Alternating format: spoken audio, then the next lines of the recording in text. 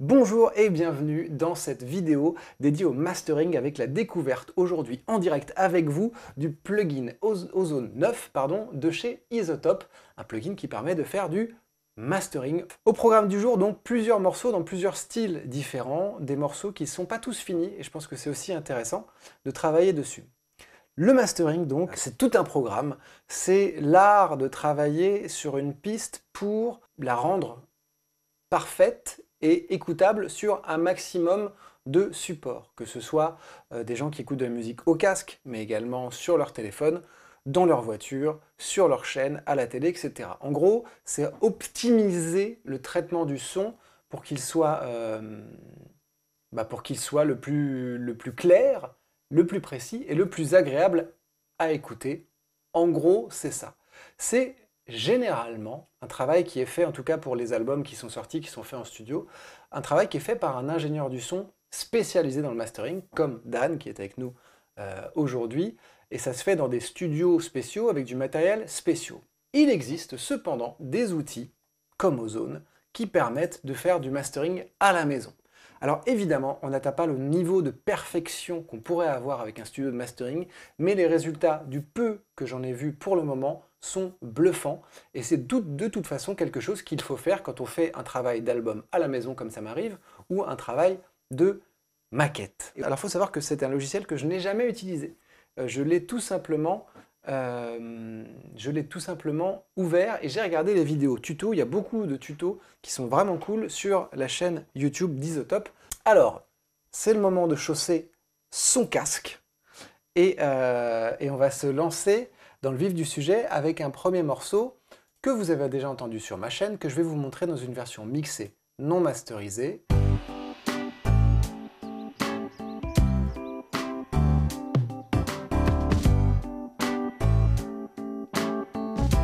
Salut Doodlebat, bienvenue à toi.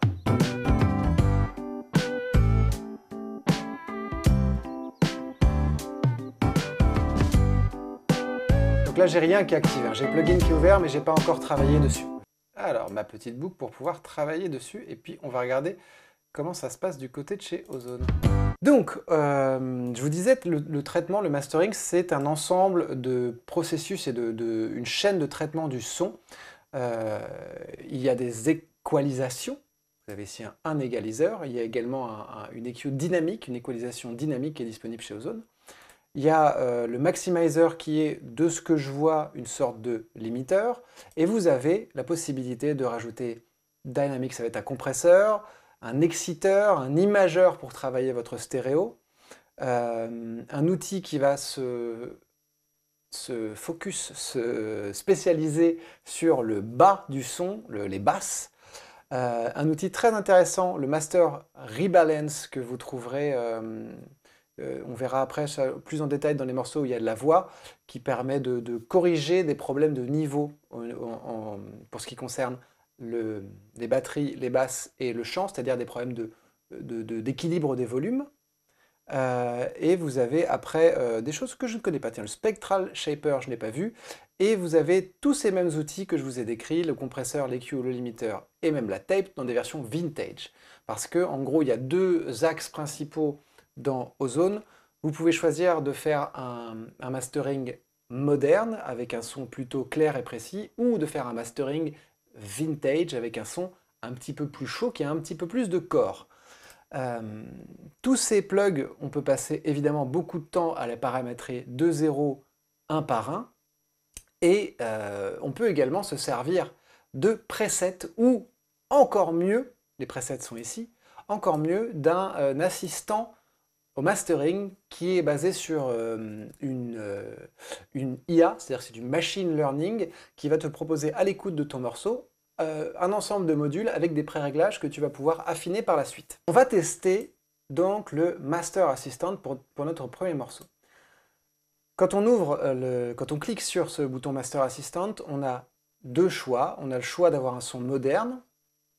Je vous ai dit, alors voilà, des modules qui sont donc par opposition pas vintage, avoir un son clair, ou vintage. Vu le morceau, qui est un peu à l'ancienne, j'ai envie de cliquer sur vintage, voir ce qu'il nous propose. Ensuite, on a un choix global pour la loudness, donc la puissance en français, je pense que c'est, et l'équalisation. On peut choisir l'intensité à la main, ou on peut importer un morceau de référence. De ce que j'ai compris, l'intensité, ça va déterminer, pour ceux à qui ça parle, la norme de dB LUFS qui va en gros correspondre à la dynamique. La dynamique d'un morceau, ça va être l'écart, si je schématise, entre les morceaux, les moments les plus forts et les moments les plus faibles. En gros, est-ce que le morceau respire ou est-ce que ça tape? Et enfin, le streaming et CD, ça vous permet de mettre un plafond de décibels, soit à -1 pour le streaming, soit à -0,3 pour le CD. Je vais rester en streaming, puisqu'a priori ce morceau que vous entendez est dédié à du streaming. Voilà pour les réglages, on va voir ce qui se passe. Donc quand on clique sur Next, le petit machin va écouter notre morceau et voir ce qu'il faut lui faire.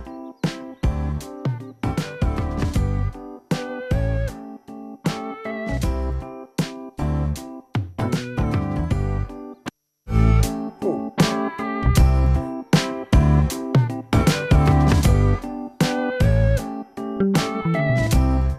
J'ai accepté cette première proposition, vous avez vu que le niveau a grimpé. J'ai 5 modules ici qui ont été paramétrés avec des presets, des pré-réglages et qui correspondent à un premier choix. Écoutons, avec la fonction Gain Match, un avant-après au niveau du traitement du son. Alors quand j'ai le Gain Match qui est enfoncé, comme c'est le cas ici, la fonction de bypass, c'est-à-dire de jouer ou non le traitement du son, va se faire à niveau égal, ce qui permet de se concentrer uniquement sur des effets d'équalisation et de compression.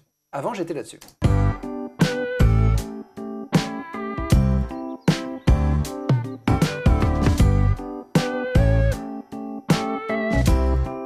Ensuite,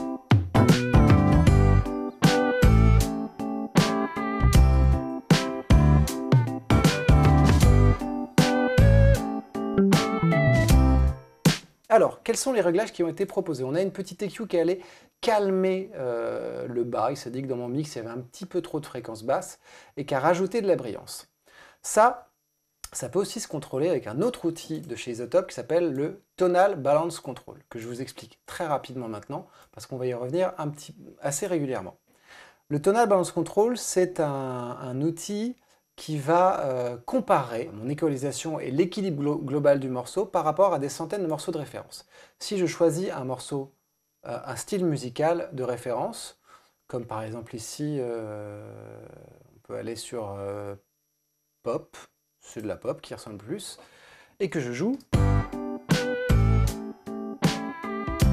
je vous baisse un peu le volume, on voit que ce morceau-là que je joue, comparé à des centaines, voire des milliers de morceaux qui ont été processés par Isotope, je suis à peu près dans les clous pour tous les secteurs, sauf dans le bas, où mon morceau est un petit peu gourmand. On a la possibilité de corriger en direct, dans Tonal Balance Control, l'équalisation pour que ça rentre un peu plus dans les clous. Alors je vous montre ça. En fait, là, les plugins sont interconnectés. Et ça, c'est assez cool. Par exemple, si je baisse complètement, voilà. Si je baisse les Q ici sur Tonal Balance Control, ça va avoir un effet. Et là, je suis dans les clous à la limite, et il y a beaucoup de basses. Derrière, on a une deuxième équalisation qui a été faite. Alors là, pour le coup, ils ont pratiquement rien touché. C'est-à-dire qu'apparemment, c'est un tout petit peu... tu essaies de voir, hein. Il y a un petit low cut en bas, voilà, il a encore coupé du bas, mais il s'est dit que mon mix était assez équilibré. Troisième module que nous avons ici, c'est le Vintage Compresseur. Alors là, c'est un compresseur qui a plusieurs choix. Ok, on peut choisir une compression plutôt aiguisée, sharp, ou alors une compression un peu plus en douceur, un peu plus ronde. Quand on fait play, voilà, le seuil de compression est quand même assez bas, donc ça compresse, hein. Vous voyez toute la partie qui est en haut, c'est de la partie qui est compressée. On a derrière un limiteur qui limite très doucement. Ça se prête au genre musical où il n'y a pas besoin d'aplatir énormément la dynamique. Je regarde enfin le maximizer. Qu'est-ce qu'il nous a fait?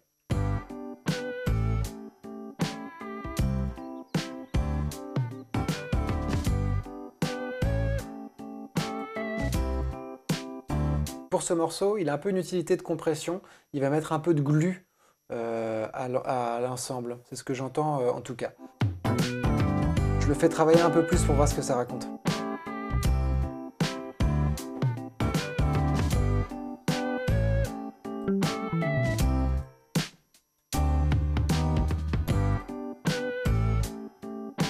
Ça, pour le coup, là-dessus, assez transparent. On n'est pas sur du mastering bourrin.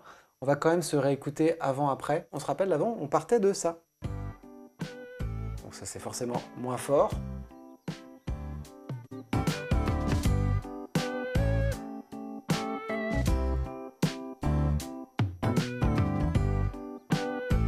Ah ouais, la basse. En fait, on entend que la basse, elle est très brouillonne. Là-dessus, moi, justement, j'ai envie de rajouter, pour m'amuser, pour voir un peu ce que ça raconte, l'outil de traitement du bas et des basses, le low-end focus.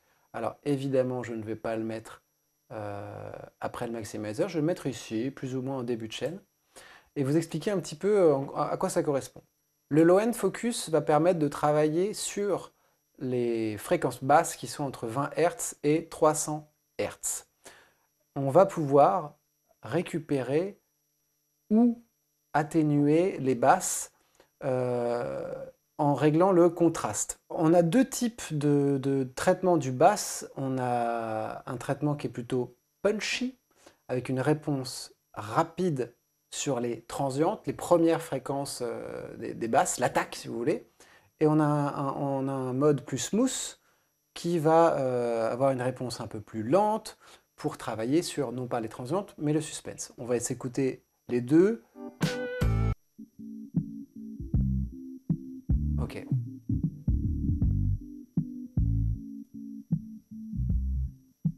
Moi, c'est surtout ça qui m'intéresse. Vous voyez, on a perdu le Rhodes. On avait beaucoup ici qui ne m'intéresse pas.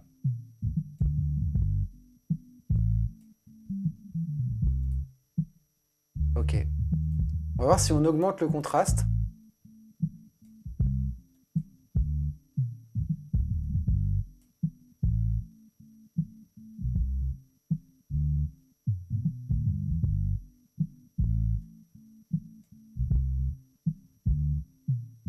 Ok.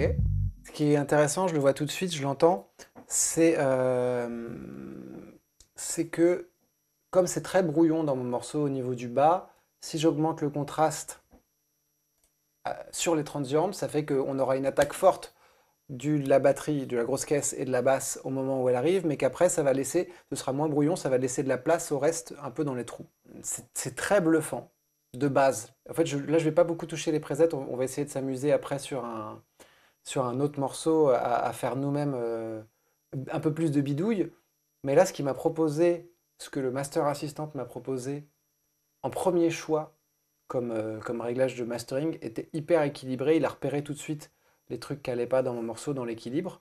Et c'est tout de suite plus clair et plus cool. On a plein de petits joujoux à voir et donc on va avancer sur la suite parce que le temps file.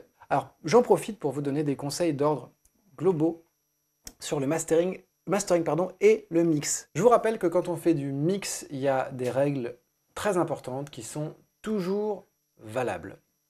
Première règle, fiez-vous à vos oreilles plutôt qu'à vos yeux.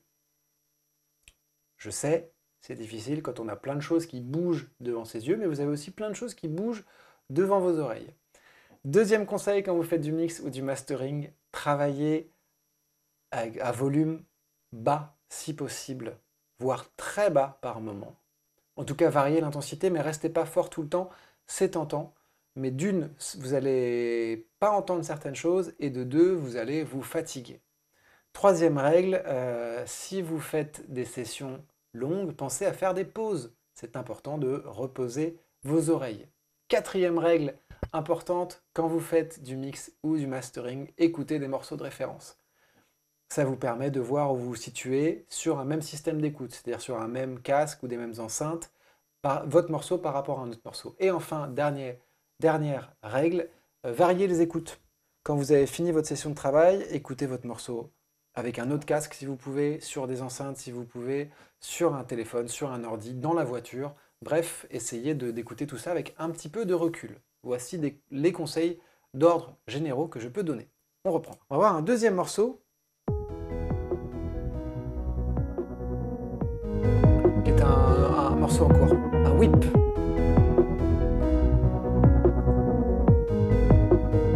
C'est pas cette partie qui nous intéresse.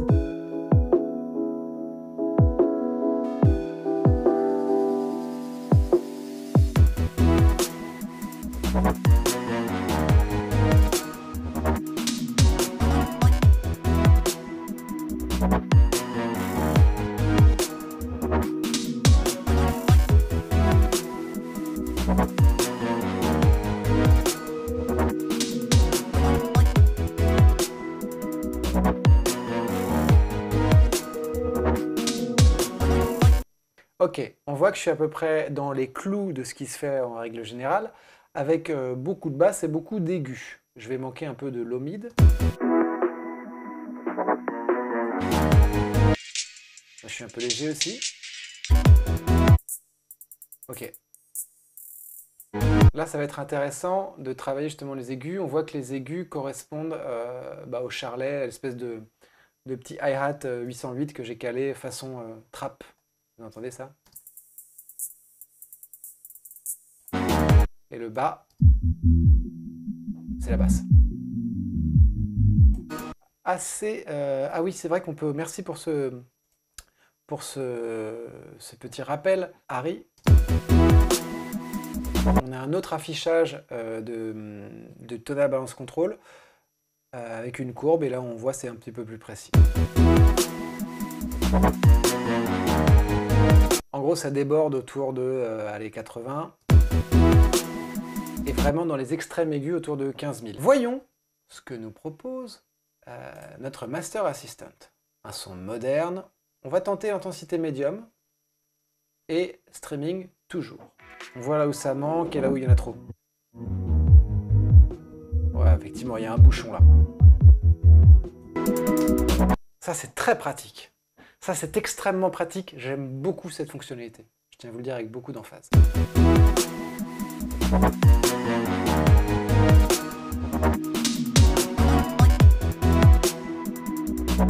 L'intelligence réfléchie pour moi.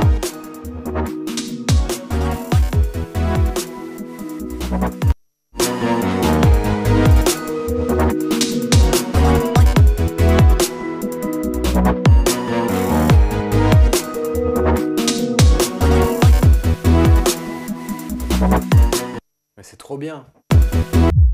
Voilà. On voit cette fréquence qui m'embête. Et ben, je vais le baisser un peu.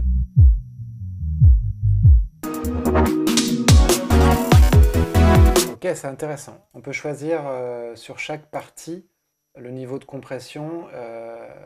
Et ça, c'est hyper intéressant, quoi. Le bas médium, le médium et les aigus.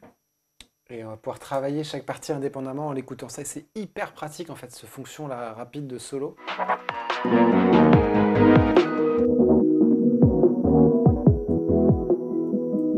Ça marche bien. Après, voilà, moi, j'ai une approche de quelqu'un qui n'est pas expert, donc j'y vais un peu à la bidouille, mais c'est aussi intéressant de voir comment on découvre tout ça, je pense. Stéréoisation, puisqu'on a un bouton, on peut stéréoise. Et il y a deux modes de travail sur l'image stéréo. On va travailler l'image stéréo là par exemple sur deux bandes. Effectivement, j'ai pas besoin que mes basses soient spécialement stéréo, c'est plutôt dans les aigus. De ce que je comprends, la fonction de stéréoisation va créer une stéréo artificielle, mais qui va nous permettre de, à travers du traitement du son, donner de l'épaisseur à quelque chose qui ne l'est pas énormément naturellement.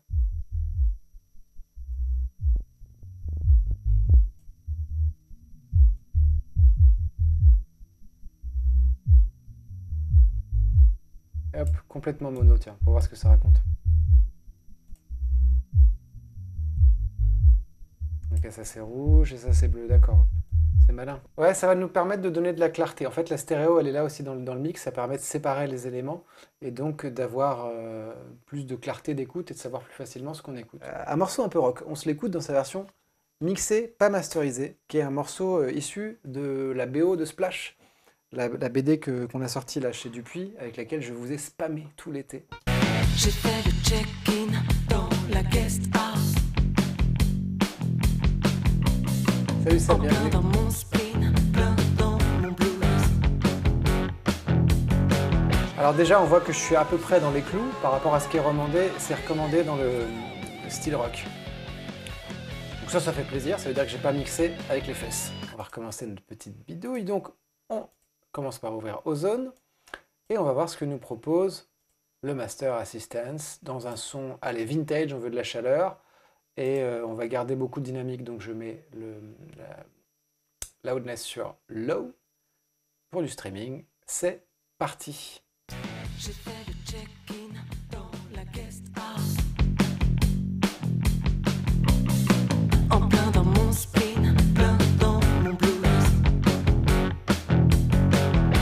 Le moment où tu vas me parler, je transpire. Ça c'est ouvert. Alors on voit que ça travaillait beaucoup au niveau de la compression et du limiteur, il reste pas trop. On va jouer avec l'outil Master Rebalance après, vous allez voir, ça c'est très fou. Mais d'abord on voit ce qu'il nous a proposé. Refrain. Transpire. C'est pas si pire.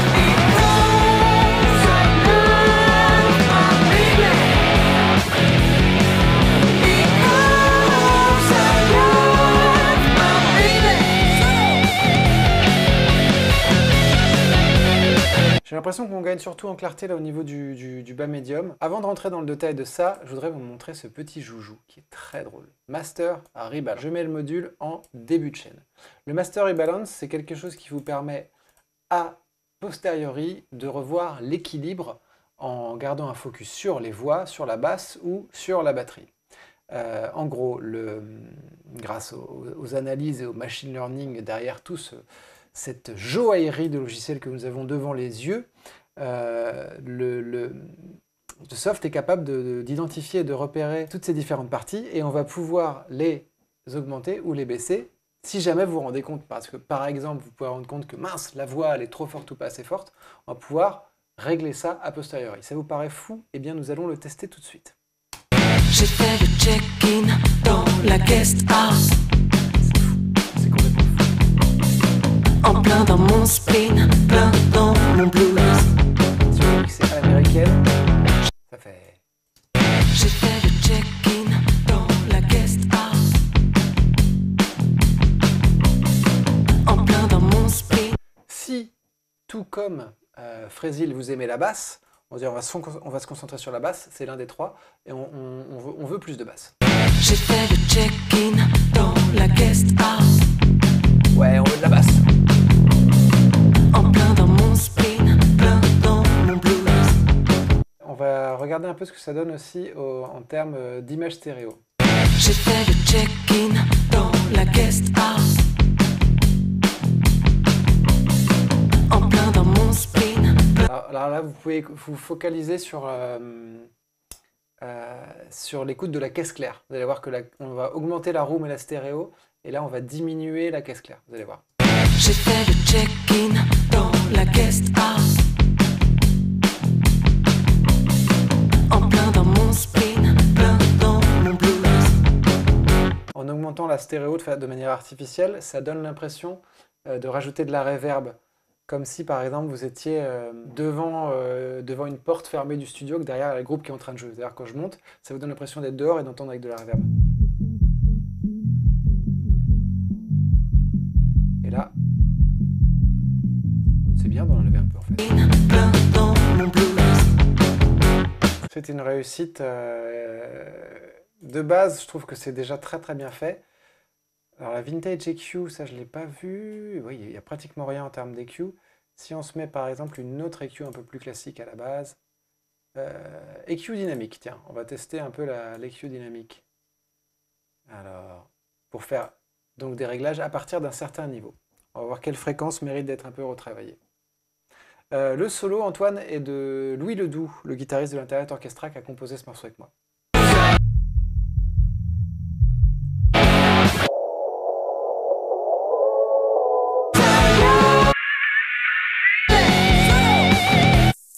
Voilà.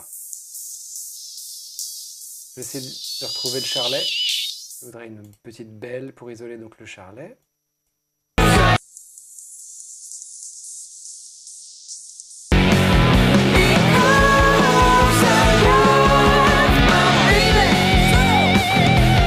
C'était un peu plus pour faire joujou, mais dans l'idée, ça peut être très utile, notamment si vous voulez masteriser un morceau où il y a un petit oubli, il y a une cobelle par exemple qui est très très forte et que vous pouvez isoler la cobelle pour pouvoir la diminuer. Tout de suite, ça marche hyper bien. C'est très précis, il y a plein de choses à faire qui sont cool. On va avancer dans ce live et voir un tout autre style musical avant de se refaire un autre morceau de Splash là sur de la pop kawaii. Je voudrais vous mettre un petit morceau de type orchestral. On va voir ce que ça peut proposer un logiciel comme Ozone sur un morceau épique de l'aventure.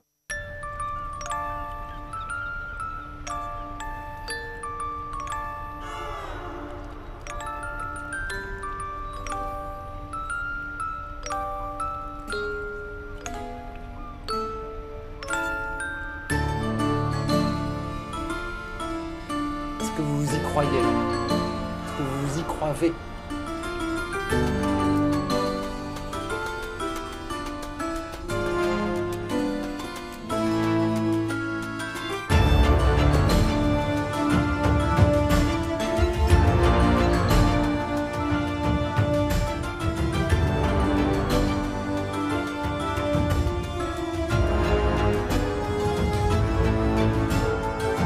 Ok, c'est donc un work in progress avec c'est très très court et la partie qui va nous intéresser c'est la partie qui est un petit peu plus zimmerienne, n'est-ce pas?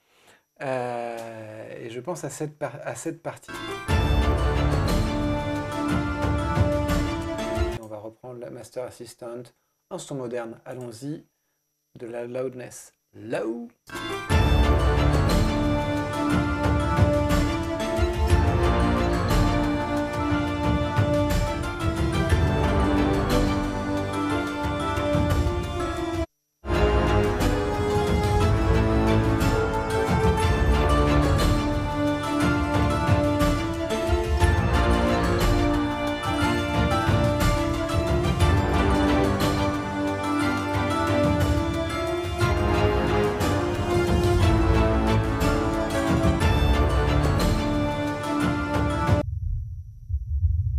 Je vais calmer les taïkos tout de suite. Là, c'est les petits croustillants dans les aigus, là, genre les percus à la fin super haut. Écoutez-moi ça. Avant.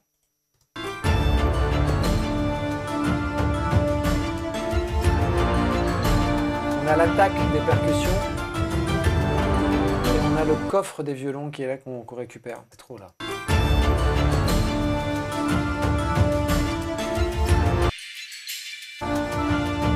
Alors, avant, après, on va le calmer un peu, dans l'idée c'est ça.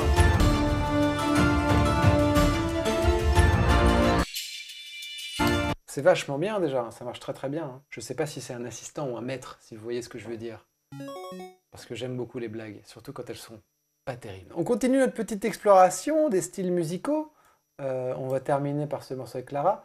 On enchaîne avec un autre morceau qui est un remix qu'on avait fait ici, même sur Twitch en live. On va sélectionner pour commencer une partie qui nous intéresse. Moi, je trouve que cette partie, elle nous intéresse.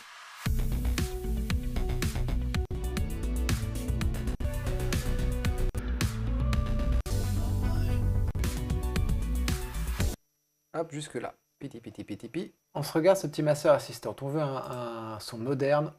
On n'a pas encore testé le high en termes de mix, donc ça va taper dans le fond, comme on dit dans le football, taper dans le fond des filets. Et on va regarder ce que nous propose l'intelligence artificielle.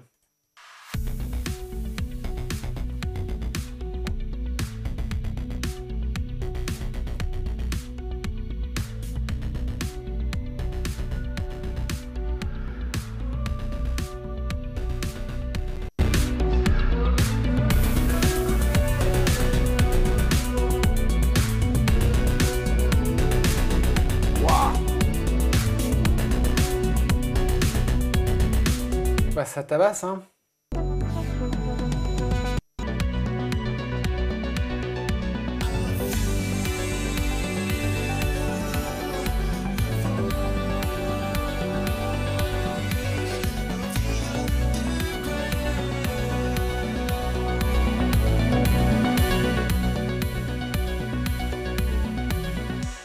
Ouais, encore une fois, c'est hyper efficace. Alors, il faudrait que je rentre un peu plus dans le détail pour mieux comprendre cette histoire, pour moi, de l'indépendance stéréo entre les transients des fréquences et le sustain. Je vous avoue que c'est un petit peu flou pour moi. Tout ce que nous avons là. Et c'est pour ça, moi, en général, je préfère me partir des presets. Alors, vous avez donc la possibilité d'avoir le Master Assistant qui vous fait un pré-réglage. Et sinon, bah, rien ne vous empêche d'aller checker un peu des trucs là dans les presets et de partir de ça. Classic Punch.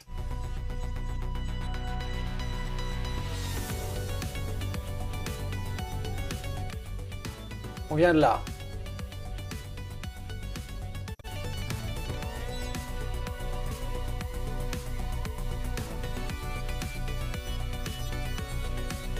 On va attaquer le dernier morceau de cette session. Il s'agit d'un autre morceau de Splash qui est sorti donc avec la BD. Vous savez qu'il y a une bande originale avec la BD. Vous le savez parce que si vous êtes là, vous devez me connaître et je vous ai spammé tout l'été. Pourquoi tout remettre à demain? Tu l'as devant toi le chemin. Faut pas que tu te retiennes, non. Prends ma main, je serai tienne. We go all the way to the other side. There'll be another day. Don't you ever hold it back. Give me, give me, give me your love. Give me, give me, give me, give me. Give me, give me, give me your love. Give me, give me, give me your love. On va tenter une autre approche là-dessus. Je vais mettre 2 fois la suite, ce qu'il ne fait évidemment pas faire. Déjà, je les ai mis sur les pistes séparées parce que c'est vraiment pour l'exercice et normalement on met tout ça sur la piste master. Le premier, je voudrais le tenter avec les petits presets pour essayer autre chose, notamment en essayant des genres spécifiques. Qu'est-ce qu'on pourrait dire? Nous, on fait la modern pop, ça peut être pas mal. Bah voilà, il est déjà parti là-dessus. Sinon, on peut avoir la tight dance qui peut aller bien. Mais modern pop, ça pourrait être pas mal. Et on va caler notre tonal balance control sur de la pop. Écoutons ce que ça donne comme proposition de preset. On a simplement equalizer, imager, ok, plus on est dans les aigus, plus on est dans les stéréo, et un maximizer qui a l'air de tapoter.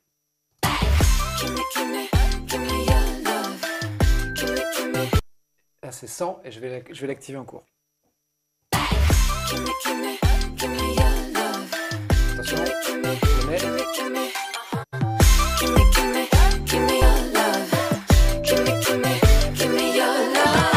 Ok, qu'est-ce qu'on a d'autre qui pourrait aller là-dessus? Electronic Clarity.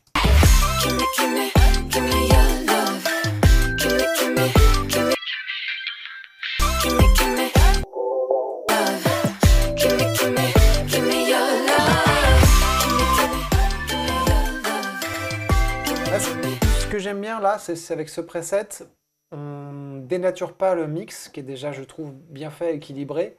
Simplement, on va lui ajouter ce qu'il faut de punch pour que ce soit bien efficace et que ça puisse sonner pas juste quand on a des bonnes enceintes et un bon casque, mais un peu partout. Et ça, je trouve ça plutôt cool. Là, je vais juste rajouter, j'aimais bien ce que nous faisait l'imager, donc je le mets ici, pop, pop, pop, je ne sais pas trop à la fin, et dans un preset, voilà, où on en rajoute un peu dans les aigus, un peu comme tout à l'heure.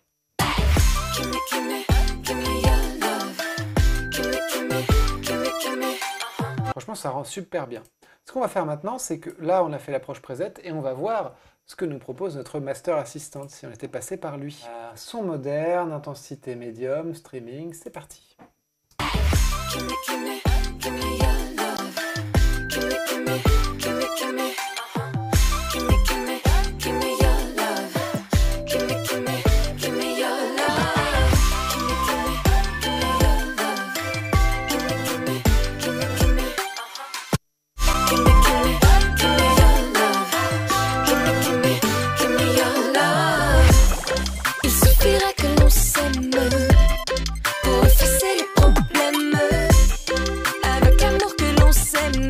L'impression a priori qu'il est rentré un peu plus dedans.